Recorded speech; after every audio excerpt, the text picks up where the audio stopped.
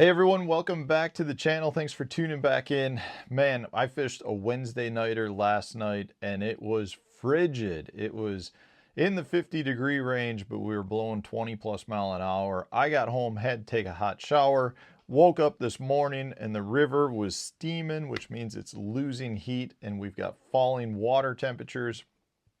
When I look at the forecast, we're not supposed to break 60 here over the next couple of days. So I know I'm talking Wisconsin and a lot of you guys are down south, but the reality is over the next several weeks and months, we're going to see falling water temperatures.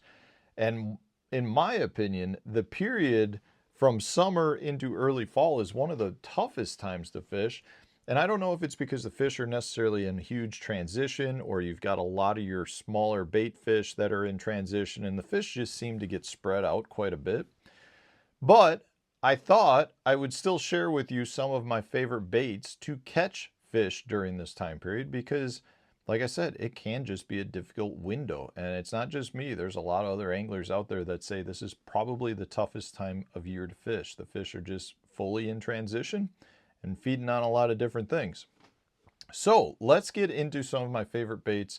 These are ones that are definitely time tested, have won a lot of money during this time window.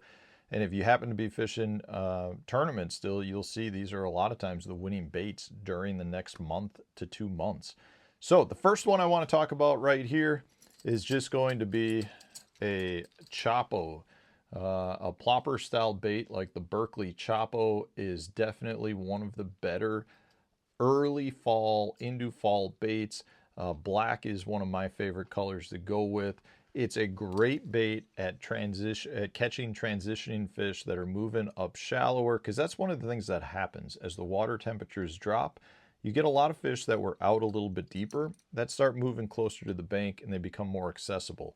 Some of those fish are chasing shad that have moved up shallow. Some of them are still feeding on bluegill, but a lot of those fish are just in transition zones. So whether they're moving from main lake into creeks, whether they're moving from deep water to shallow water, they're just going to be on the move. So this is one of those baits that I like to use during this time window to cover a ton of water. I'm usually going to be keen more in on points and secondary points and some of those travel routes. So those are areas that when you have fish moving, they're going to move past.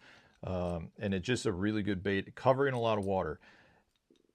A lot of times you're not necessarily going to get tons of bites, but your quality is going to be really good on it. So I'm always going to have a Chapo tied on during that time window. Along the same line, I like a buzzbait. This is a Picasso toad slayer right here. So I'll usually put something like a Zoom horny toad on the back and cover a ton of water. Now, a lot of you out there will ask me, well, when would you throw a buzzbait versus your Chapo style bait? The reality is they are pretty similar in terms of what they do. But for me, the buzzbait comes into play more if I've got more vegetation, if I've got maybe some different objects to throw at, so maybe some lay down trees, maybe I've got dock posts, things like that. This is a much more weedless presentation than throwing a bait that's got a couple treble hooks. But those both are going to be rigged up. I'm going to have one to throw at targets, one to just cover a lot more open water, open bank. But it's a really good 1-2 punch right there. Another presentation I will not leave home without during this time of year is a little Ned rig. Now, I personally am having a lot more success fishing a Ned style bait. This is the Berkeley Max Scent Lil General on a hover rig. So this is the size 1/1/16 ounce hover rig that's just inserted in. I don't know what it is, but this bait, this setup will outperform a traditional Ned rig design. The bait just has different movement. It has much more erratic movement and it's slaying them. In fact, this is a bait I've been given to Hank quite a bit, and he is, and a lot of times, out fishing me in the back of the boat. If I'm throwing bigger power baits, he's just clobbering them. So a Lil General with a hover rig is a great presentation. Now, again, these are really good presentations year round, but they're really good in this time window at generating those strikes that a lot of other baits aren't. So next up, I like a lipless. So this is one that I've been having a lot of success with. This is the Berkeley Jack. It's all about covering water, and keeping in mind that a lot of times as water temperatures drop, your shad's starting to group up, your shad's starting to move into the backs of pockets. And when that happens, this is one of those baits that, in my opinion, is the most productive and the most efficient. And a lot of people don't use it. A lot of people do, a lot of people don't. But a lipless crankbait is an excellent bait if fishing some of your shallower flats that have a ton of shad on it. They're really loud and obnoxious baits that also help the fish key in on your bait when there is that much forage around. Because when you have an excess amount of forage, you got to get your bait to stand out or get the fish's attention somehow. And when you have a loud bait going by that's just putting off a lot of vibration, a lot of noise, it's a good way to separate your bait from all of the other forage that's in that area. The Jack 6 is a great one. I also like that one really well because it cuts through the water and you can fish it a little deeper if you need to. It works great on your shallow flats, but you can also let it drop and just keep it down a little longer if you want. Now, along those same lines, I like having, as I get the bait stuck, I like having some sort of shallower running crankbait. This is the Berkeley Dime 6, another great one. This is the Ghost Morning Dawn color, one of my favorite colors.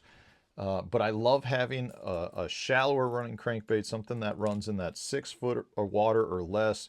Square bills can be really good as well. Just again, you've got fish migrating down the banks. You've got a lot of forage that are moving into the pockets. And a crankbait's a bait that allows you to cover a lot of water. And the key here, in my opinion, is a lot of these fish, because water temperatures are starting to drop, depending on what cycle you're in. But if you start dropping below that 70-degree mark and you got water temps that are in the 65, 62 degree range, that's when those fish start thinking a little bit more about warmth and obtaining heat from certain objects. And if you happen to have a lake where you've got a lot of stumps, maybe you've got some riprap banks, those are areas that are going to hold heat, and that means they're going to hold bass. Because as the water temperature drops below the 70-degree mark, they start thinking about keeping some of that heat, finding areas that are a little bit warmer. And a crankbait is a great way to fish, down some of those riprap banks, to deflect it off some of those stumps. Just objects that are going to hold some heat. And, again, I can't stress enough, though, a lot of this time of year is about covering water. You've got a lot of forage that you're generally competing with. You've got a lot of different types of areas that the fish could be in. So if you can cover more water, you're going to come in contact with a lot more fish throughout the day. And it's usually not a high numbers game, but you can still catch some really good size, and you can catch some really good average size. And these are baits that, for me, have been very productive.